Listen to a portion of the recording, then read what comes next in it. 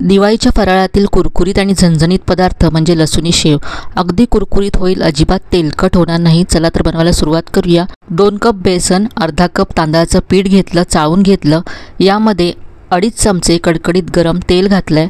तेल सगळ्या पिठाला व्यवस्थित असं चोळून घेतलं।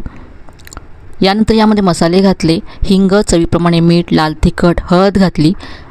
मसाले पिठामध्ये व्यवस्थित मिक्स केल्यानंतर यामध्ये घालण्यासाठी एक वाटण तयार केलं। 1 चमचा जिरे, 1 चमचा ओवा, 10 ते 12 पाकळ्या लसूण घेतली, अर्धा कप पाणी घालून हे वाटून घेतलं, गाळून घेतलं।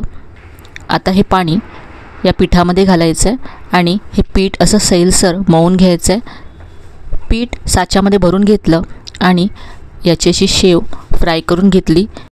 जिरं, ओवा, लसणाची खूप मस्त चव या शेवेला येते आणि खूपच क्रिस्पी होते, अजिबात तेलकट होत नाही। नक्की करून पहा। रेसिपी आवडली असेल तर व्हिडिओला लाईक करा, शेअर करा, चॅनलला सबस्क्राईब करायला मात्र विसरू नका।